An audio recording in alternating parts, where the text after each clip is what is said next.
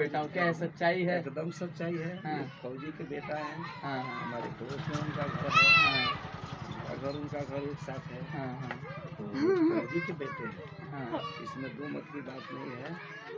और बचपन से ही एकदम शादीशुदा, अभी तक शादी, तो वो फौजी के बेटे हैं, हाँ। इसमें दो मत की बात नहीं है। और बचपन से ही एकदम शादीशुदा, अभी तक शादी करने से इनकार है। मेरे बगल में एक चाचा बैठे हुए हैं जो कि सन ऑफ बिहार कहे जाने वाले मनीष कश्यप के गांव से हैं, यानी डुमरी महनवा से हैं, जो कि बेतिया जिले में पड़ता हुआ है। उनसे बात करते हैं क्या मनीष कश्यप शुरू से यही हैं, इसी तरह से हैं। अब मनीष कश्यप कल जेल से बाहर निकले हैं, आज अपने गांव में पहुंचेंगे। इनसे बात करते हैं, देखते हैं सारी चीज़ें शुरू से अंत तक जानने का प्रयास करेंगे। क्या वो जब से अपना होश संभाला तभी से इसी तरह थे, यही अंदाज था उनका, पढ़ने का क्या तरीका था, कैसे पढ़ने में थे, सारी चीज़ों पे बात करेंगे। बाबा पहले बताइए कैसे हैं? हम अच्छे हैं। अच्छा, मनीष के बारे में क्या सोचते हैं, क्या समझते हैं? मनीष जी बहुत ईमानदार आदमी हैं। वे बचपन से बाहर रह करके पढ़ाई लिखाई का काम किए। अच्छा।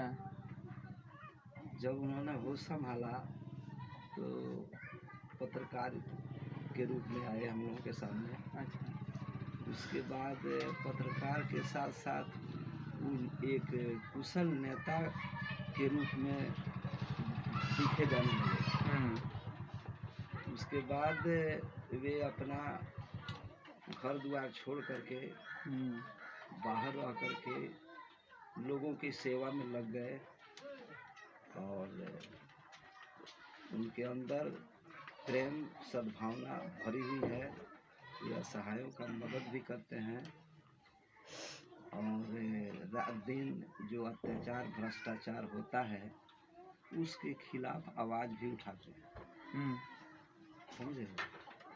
तो ऐसे नेता अगर हो जाए तो हम लोग आशा रखते हैं कि भविष्य जो है हम लोगों का अच्छा हो जाएगा और वो एक कुशल नागरिक के रूप में सेवा करेंगे अपने राज्य का, अपने अगल बगल के क्षेत्र का, चाहे पूरे बिहार का। उनके नज़र में सबको एक समान दिखाई दे रहा है कि हमारे सभी लोग जैसे हैं, सभी लोगों का मदद किया करते हैं।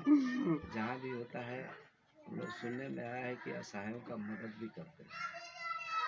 तो यही है उनके जीवन की लीला। और आज भी रात दिन तो समझिए कि हर जगह उनका जो व्याख्यान है उससे सभी लोग प्रभावित हो रहे हैं और सभी लोग उनको चाह रहे हैं कि ऐसे ही आदमी की ज़रूरत है हमारे बिहार में। अच्छा, सुनने में ये आया था कि कई साल पहले इन्होंने चुनाव भी लड़ा था चनपटिया विधानसभा क्षेत्र से। निर्दलीय उम्मीदवार के रूप में आए हुए थे और चनपटिया क्षेत्र से वे लड़ाई लड़े, लेकिन उसमें वे विफल हो गए। तो लड़ाई भी लड़े, बहुत लोग उनका साथ भी दिए, लेकिन कुछ दिग्गज लोग जो हैं नेता पहले से, उन लोगों के सामने तो अभी नहीं नए हैं, बच्चे हैं, इसलिए अब दिन प्रतिदिन अब जुझारू के रूप में सामने आ रहे हैं। देखिए अच्छा, हमेशा मनीष कहते हैं कि मेरे पिताजी फौजी हैं, मैं एक फौजी का बेटा हूँ, क्या है सच्चाई है? एकदम सच्चाई है। हाँ। एक फौजी के बेटा है। हाँ हाँ हमारे पड़ोस में उनका घर है। हाँ अगर उनका घर एक साथ है हाँ हाँ तो वो फौजी के बेटे हैं, हाँ। इसमें दो मत की बात नहीं है। और बचपन से ही एकदम शादीशुदा, अभी तक शादी करने से इनकार है कि मैं सेवा करूंगा, मुझे शादी की जरूरत नहीं है, मैं बिहार का लाल हूँ।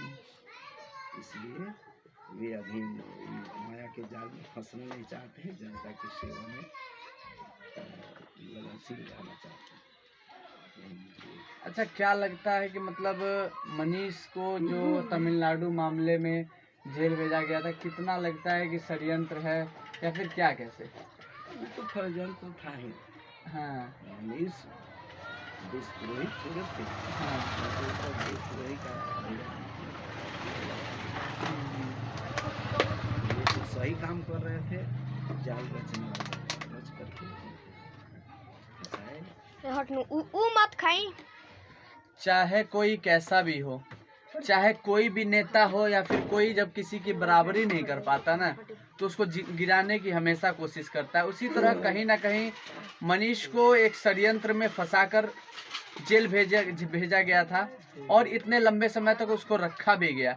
कहीं ना कहीं कहा जाता है ना कि भगवान के घर देर है अंधेर नहीं। न्यायपालिका पे भरोसा सभी को होता है और वो आज दिख भी गया, सभी के सामने है, आप लोग देख भी रहे हैं कि एनएसए लगने के बावजूद कोर्ट ने साफ कहा था कि कोई भी मामला इस पे नहीं मिल पाया है कि जिससे साबित कर सके कि ये देशद्रोह का मामला है। इस वजह से एनएसए को खारिज कर दिया गया था। अच्छा ये बताइए, आज मनीष जी जेल से बाहर कल आए हैं, आज वो अपने गांव में आ रहे हैं, क्या कैसा महसूस कर रहे हैं? बहुत खुशी का अनुभव हम लोग कर रहे हैं। सारी जनता खुशी मना रही है कि ऐसे एक जुझारू नेता जो नाक में उनको जेल में बंद कर दिया गया था, आज हम लोगों के सामने आ रहे हैं। गांव की सारी जनता उमंग में है। आज 3 दिन पहले से गाजे बाजे बज रहे हैं, सभी लोग मना रहे हैं कि आज वे आएंगे हमारे घर और बंदी से छुटकारा पा गए हैं। खुशहाली तो जरूर है सब लोगों में। अगल बगल यहाँ के गाँव के लोगों के अंदर क्या खुशहाली है, रास्ते में हर जगह उनके खुशहाली के में सभी लोग लगे हुए हैं, एकदम रात दिन कि कब आएंगे, ऐसा ही सोच रहे हैं कि कब उनका दर्शन होगा। मनीष का स्वागत कैसे किया जाएगा? मनीष का स्वागत अब तो आप लोग हैं ही, जैसे आप लोग कहिएगा जनता आप लोगों के साथ में है। अच्छा एक चीज और जानना चाहेंगे कि मनीष देश के हर एक कोने में घूमते हैं, दबी हुई आवाजों को उठाते हैं, छोटे छोटे मुद्दों को उठाते हैं, लेकिन मनीष के गांव में देखी जा रही है कि काफी पिछड़ा हुआ है, क्या कहेंगे? अभी बाहरी क्षेत्र में ही अपना सब कुछ कर रहा है। गाँव में उतना अभी समय नहीं दिए हैं जितना बाहर में। तो हो सकता है कि जो पहले अपने गांव और घर को न देख करके दूसरे की भलाई जो करता है वही न मानता। हम अपने ही परिवार में लगे, लेकिन इसका विकास भी करना ही है। मान लीजिए कि ये होंगे तो आएंगे सत्ता में तभी न कुछ कर पाएंगे। तो अभी मैं पिछड़ा हुआ तो जरूर है इस मामले में। अभी तो पहले से कुछ हो गया है, तो हमारे यहाँ आने जाने का कोई रास्ता ही नहीं था। अच्छा, बारिश होने के बाद रास्ते बंद हो जाए, लेकिन देखिए रोड हो गया है जिससे आने जाने स्कूल में भी आकर के अपना समय देते हैं, पूरा करते। अच्छा क्या मनीष इस गांव में आते हैं तो वैसे तो जल्दी आते नहीं है, 5-6 महीने पे आते हैं। 5-6 महीने पर आते हैं, बराबर नहीं रहते हैं। जो जब आते हैं तो अपना एक नजर दिखा करके और कुछ बता करके चले जाते हैं। अच्छा गांव में आते हैं तो क्या मनीष लगभग लोगों से मिलते हैं या फिर? मिलते हैं, सब लोगों से बहुत मिलनसार हैं। देखिएगा कि यहाँ के हर यदि नौजवान जो है उनके आगमन में देख नहीं रहे हैं कि कितना चहल पहल मचाए हुए हैं लोग, तो और मिलनसार नहीं रहते। अगर घृणा करते तो लोग इतना उमंग में रहते, इसलिए लोग से मिलते हैं जुलते हैं, उसमें कोई भेदभाव नहीं। अच्छा एक चीज़ और बताइए, जैसे कि मैंने आपसे पूछा कि उनके पिताजी फौजी हैं, आपने कहा हाँ हैं, क्या वो अभी तक रिटायर हो गए हैं या फिर कार्यरत हैं? अच्छा रिटायर हो गए। हाँ उनके पिताजी रिटायर हो गए हैं और अभी डेरे पर रहते हैं गाँव में। मनीष जी तो मान लीजिए कि रहते ही नहीं है, आते हैं 2 दिन एक दिन रहते हैं। अच्छा क्या लगता है मनीष को, अभी तक आप लोगों ने पत्रकार के रूप में देखा है, क्या लगता है आने वाले समय में मनीष को सीएम के रूप में देखा जाएगा? तो अब देखिए जनता तो चाहिए रही है, हम जहाँ जाते हैं तो लोग कहते हैं कि अब इस बार उनको जीतना, लोग कहते हैं कहते हैं तो साकार होना ये प्रभु के हाथ में है, लेकिन जनता ही तो साकार करेगी। अगर जनता हर जगह की जागरूक हो जाए तो ये तो बन पाएगा, इसमें कोई दुमत की बात नहीं। जहाँ जहाँ हम जाते हैं सभी लोग यही कहते हैं कि मनीष कश्यप कहाँ के रहने वाले हैं। हमने हमारे पड़ोसी हैं, हमारे गांव के रहने वाले हैं। अब तो इस बार उनको जीतना है, हर कोने में से ही आवाज। अच्छा, ये हमारे साथ एक बच्चा है इधर। अच्छा, कैसे लगते हैं मनीष भैया? बहुत अच्छा। हाँ, कभी मिले हो मनीष से? हाँ, मिले। क्या कहते हैं? बाबू तू कल बता दो।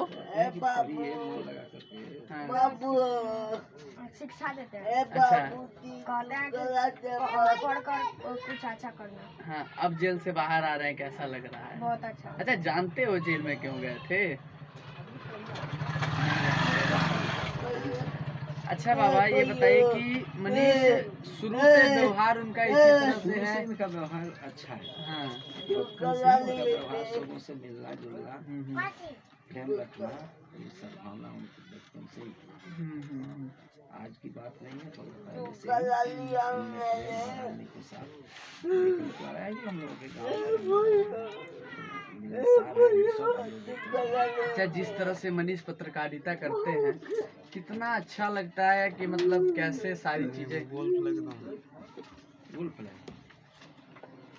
पत्रकारिता तो बहुत अच्छा लगता है। कोई जाकर के देखते हैं हॉस्पिटल में सुनते हैं कि भाई हो रहा है तो उसमें सुधार होता है। सुधार होता है जब कोई छेड़ते हैं सुधार का काम होता है।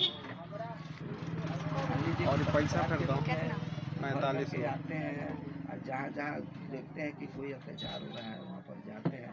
हर जगह जाना, बताइए तमिलनाडु में वहाँ जाकर के सब कुछ किए। हिम्मत की बात नहीं, सब कुछ तो नहीं जा सकते। बात है बबू। ये हमारे साथ बाबा थे, उन्हीं के घर के बगल के रहने वाले हैं। इन्होंने सारी चीजें बताई कि मनीष किस तरह से हैं, मनीष कैसे। अच्छा, क्या कहेंगे मनीष कैसे हैं? मनीष कश्यप बहुत अच्छे हैं। हाँ। और मेरा पत्रकार है, हाँ। भाई है। हाँ। और हम लोग साथ में पढ़े हैं। हाँ। और उसके बाद में पत्रकारिता करने लगे। हाँ। अच्छा, आप साथ में पढ़े हैं इसलिए तो सारी चीजें नहीं बोल रहे हैं, सच्चाई है इसमें कितनी।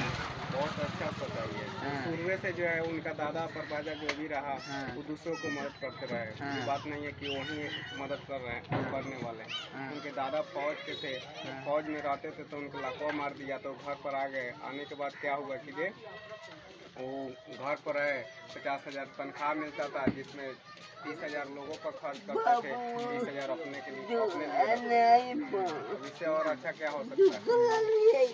कहीं भी जहाँ भी जाइएगा पूछिएगा तो सब कोई बताएगा। हाँ, उनके दादा भी वही थे। हाँ। वो भी बहुत ईमानदार आदमी थे। गरीबों में कुछ हाँ, हमेशा बांटते रहते थे। यानी कहा जाए तो पीढ़ी दर पीढ़ी ये चलता आ रहा है। हाँ। देखिए, ये तो मनीष के गांव के लोग थे जिनसे हमने जानने का प्रयास किया मनीष वाकई में कैसे। वास्तव महाराजगंज एक नई सोच।